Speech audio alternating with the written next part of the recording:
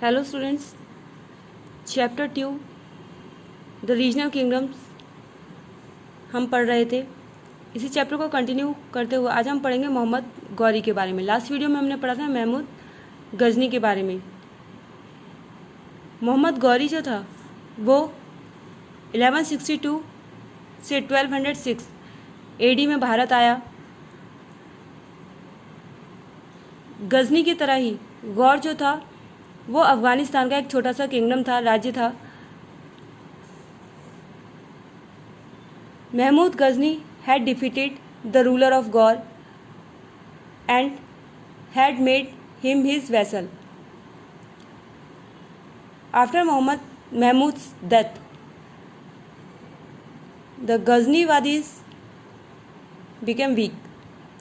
महमूद गजनी जो था उसने गौर का जो रूलर था उसको हराया और उसे अपने कंट्रोल में कर लिया। महमूद गजनी की मृत्यु के बाद गजनाविद जो थे वो बहुत ही वीक होते चले गए, कमज़ोर होते चले गए। टेकिंग एडवांटेज ऑफ दिस, इसका जो फ़ायदा था वो मुइज़ुद्दीन मोहम्मद ने उठाया और उसने गौर जो था उसको इंडिपेंडेंट यानी कि स्वतंत्र करवा लिया और गजनाविद जो था उसकी जितनी भी टेरिटरीज थी उन सबको अपने कंट्रोल में कर लिया, अपने अधीन कर लिया। मुइज़ुद्दीन मोहम्मद जो था वो मोहम्मद गौरी के नाम से इतिहास में प्रसिद्ध है। ठीक है, मोहम्मद गौरी जो है उसका असली नाम क्या है? Muizuddin Mohammad. Mohammad Ghori was a general under the Ghori dynasty. When the Ghaznavis started weakening, the Gauris declared their independence in AD 1160. जब मोहम्मद गौरी ने देखा कि जो गजनीज हैं वो कमज़ोर होते जा रहे हैं तो उसने क्या किया, इसका फ़ायदा उठाया और जो गौरीज थे उनको इंडिपेंडेंस यानी कि पूर्ण रूप से स्वतंत्र घोषित कर दिया। कब? 1160 एडी में। In AD 1173 Mohammad Ghori became governor of the prince of Ghazni. उसके बाद 1173 में मोहम्मद गौरी जो था वो गजनी के जो प्रांत थे उनका क्या बन बैठा? गवर्नर बन बैठा। उसने मुल्तान, पेशावर और लाहौर इन सबको अपने कब्ज़े में कर लिया, इन पर अपना कब्ज़ा कर लिया। और इसके बाद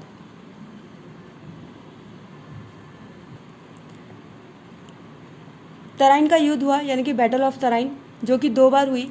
फर्स्ट बैटल जब हुई थी तो उसमें पृथ्वीराज चौहान और मोहम्मद गौरी जो थे उसमें से पृथ्वीराज चौहान ने मोहम्मद गौरी को हरा दिया था। ठीक है, बैटल ऑफ तराइन जो थी वो 2 लोगों के बीच में हुई थी, मोहम्मद गौरी और पृथ्वीराज चौहान के बीच में। तो जब पहला युद्ध हुआ था उसमें पृथ्वीराज चौहान ने किसको हराया? मोहम्मद गौरी को। फिर दूसरा युद्ध जब हुआ 1192 में तो उसमें मोहम्मद गौरी जो था उसने पृथ्वीराज चौहान को हरा दिया।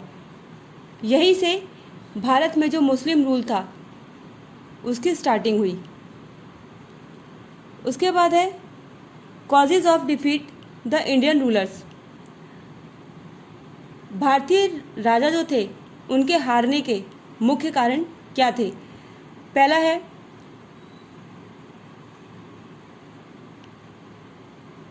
तुर्क did not have superior weapons but there horses were fast and the archers were skilled.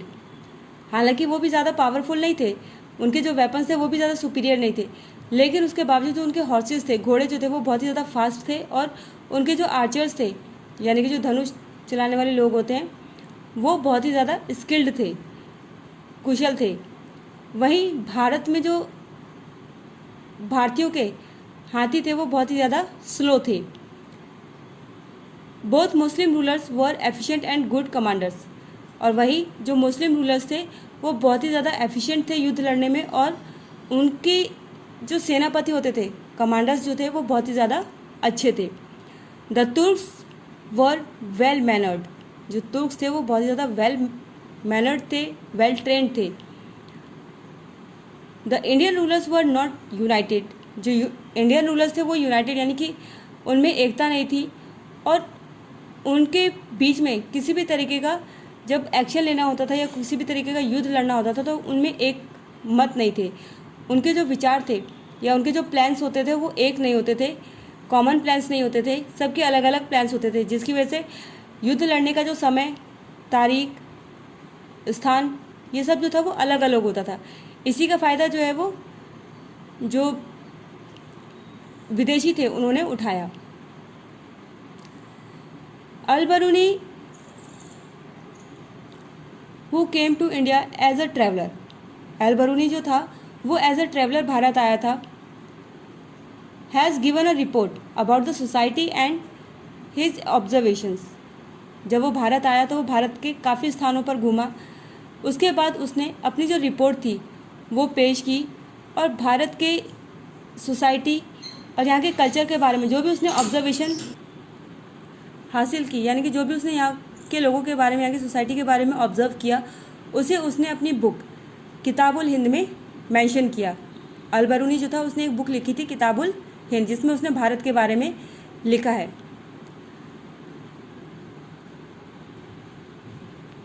और यहीं से जो इस्लामिक कल्चर था उसकी भी स्टार्टिंग हुई, यहीं से उसकी नींव पड़नी भी शुरू हुई। Students, now let's discuss exercise questions. First question is tick the correct option. First है dash was the first Chola ruler, first Chola ruler कौन था? राजराज, विजयालय और Rajendra.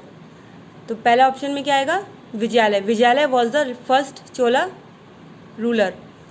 Second, the ruler belong to the Pallava dynasty was, Pallava dynasty से कौन सा रूलर बिलोंग करता था ये आपको बताना है। Mahendra Varman, Raja Bhoj, Rajendra Chola. The correct option is Mahendra Varman. Third one is a Chola village assembly was called, Chola जो विलेज थे वो किस तरीके के से असेंबल थे? नगरम, सभा और उर। तो आंसर क्या आएगा? उर। The founder of the Gurjara Pratihara dynasty was, Gurjara Pratihara dynasty जो थी उसके फाउंडर कौन थे? नागभट्ट, भोज और वत्सराज। करेक्ट ऑप्शन क्या होगा? Bhoj. Bhoj was the founder of Gurjara and Pratihara dynasty. Fifth one is which dynasties were engaged in tripartite struggle for Kannauj, Kannauj के लिए जो त्रिदलीय संघर्ष हुआ था उसमें कौन कौन से डायनेस्टी यानी कि वंशज थे? गुर्जर प्रतिहाराज, राष्ट्रकूटाज और सोलंकीज। पालाज, राष्ट्रकूटाज, गुर्जर प्रतिहाराज, पालाज, राष्ट्रकूटाज और छमनाज। The correct answer is Palas, Rashtrakutas, Gurjara Pratiharas. ठीक है, ये दूसरे tick the correct option. Now come to fill-ups. First, dash was the most powerful Solanki ruler? Siddharaj, Siddharaj was the most powerful Solanki ruler. Second fill-up is the Gurjara Pratiharas ruled over parts of dash and dash. The correct answer is Rajasthan and Gujarat.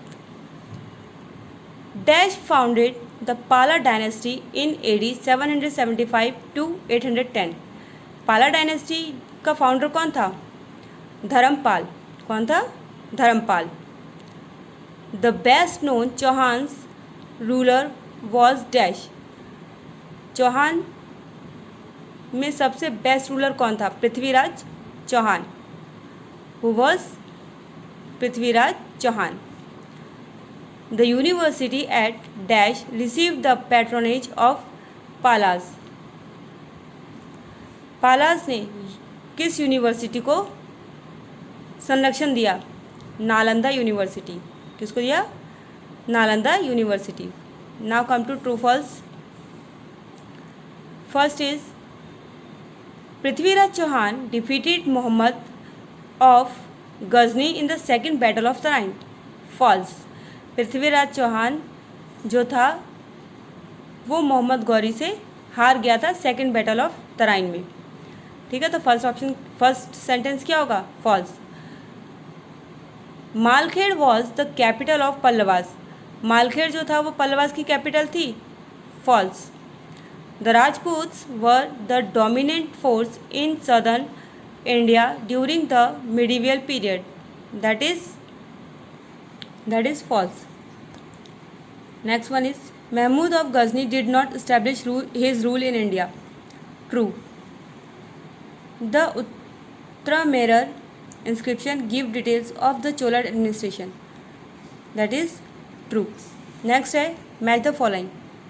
Al-Biruni wrote the book Kitabul Hind. Chand Bardai, Prithviraj Raso, the chiefs of the guild Shresthin, Kailash Temple, Ellora, Italian merchant, explorer and writer Marco Polo. Next question है answer the following questions in 1 or 2 words. First is by which century the emergence of new social groups came into existence. The correct answer is 10th century. ठीक है, 10th century में जो नए social groups थे उन्होंने भारत में आना प्रारंभ कर दिया था. Next question is name the 2 famous Kings of Chola dynasty. Chola dynasty के आपको 2 फेमस किंग के नाम बताने हैं. कौन कौन से? राजराज और राजेंद्र चोल.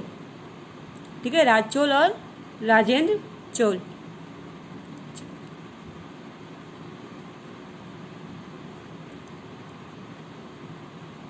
नेक्स्ट है name some rulers of the Pala dynasty. Pala dynasty जो है उसके रूलर्स आपको बताने हैं. इसमें कौन कौन हो जाएगा? धर्मपाल, देवपाल और महिपाल. फोर्थ क्वेश्चन है what was the name of the capital constructed by Rajendra Chola. Rajendra Chola जो था उसने कौन सी कैपिटल बनाई थी? उस कैपिटल का आपको नाम बताना है. कैपिटल का नाम है गंगेलकोंडा चोलापुरम. ठीक है, गंगेलकोंडा चोलापुरम. डिस्टिंग्विश बिटवीन, ये 2 क्वेश्चन जो है वो आपको अपने आप करने हैं. इनमें सिर्फ आपको डिफरेंस बताना है. डिफरेंस जब आप बताएंगे तो कॉपी के पार्टीशन करके देन उसके बाद बताएंगे. ठीक है, पेज में बीच में लाइन खींच के तब एक तरफ राष्ट्रकूट लिखेंगे और एक तरफ पालाज लिखेंगे और 4 या 5 से ज़्यादा पॉइंट्स नहीं होने चाहिए. नेक्स्ट है answer the following questions. Which city was the centre of tripartite struggle. त्रिदलीय संघर्ष जो हुआ था वो किस सेंटर के लिए हो रहा था, किस सिटी के लिए हो रहा था? That was Kannauj. Who was the founder of Rajput dynasty. Rajput dynasty जो थे उसके फाउंडर कौन थे? दंती दुर्ग. कौन थे? Danti Durg. Who were the 2 greatest ruler of the Chola empire. Chola empire के 2 ग्रेटेस्ट रूलर आपको बताने हैं. Rajaraja Chola and Rajendra Chola. Questions in brief, ये क्वेश्चंस जो हैं 1 to 3 क्वेश्चन जो है वो मैं आपको लिख करके दूंगी आंसर्स इनके, और 4th और 5th जो है वो आपको खुद करने हैं. Who were राष्ट्रकूटर्स. राष्ट्रकूटर्स कौन थे? And what was the social life in the medieval period. Medieval period में सोशल लाइफ जो थी यानी कि सामाजिक जीवन जो था वो कैसा था. लॉन्ग क्वेश्चन जो है वो आपको सब नहीं करने हैं. जो टिक लगाएं सिर्फ वही करने हैं. फर्स्ट करना है, थर्ड करना है और 4th करना है. 2nd और 5th आपको नहीं करना है. Thank you and that's all for today's class.